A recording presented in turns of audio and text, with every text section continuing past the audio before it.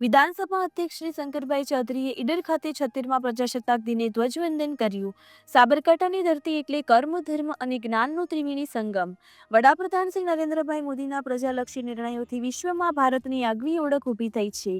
76મા પ્રજાસત્તાક પર્વની ઉજવણી સાબરકાંઠા જિલ્લાના arts and commerce college Idar ખાતે ગુજરાત વિધાનસભા અધ્યક્ષ શ્રી શંકરભાઈ ચૌધરીના હસ્તે કરાઈ।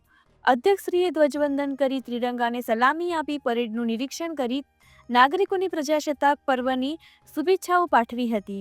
રાષ્ટ્રીય પર્વની ઉજવણીમાં મોટી સંખ્યામાં સ્થાનિકો સહભાગી બન્યા હતા।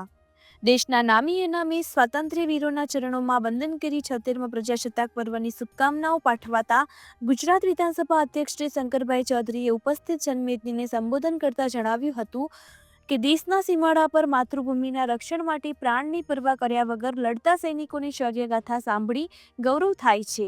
આકાશમાં રાફેલની ગર્જના સાંભળી, સીમા પર ડ્રોન અને રોબોટથી થતી સુરક્ષા, ન્યુક્લિયર સબમરીન ધૂંધવાટ સાંભળી, પ્રયાગરાજ મહાકુંભમાં ભારતીયો ભેગા થઈને વસુદેવ કુટુંબકમની ભાવનાનું ચિંતન કરે, ચંદ્ર પર કોઈ નથી પહોંચ્યું એવી જગ્યાએ ભારતનો તિરંગો લહેરાતો જોઈ ભારતીય હોવાનો ગર્વ થાય છે।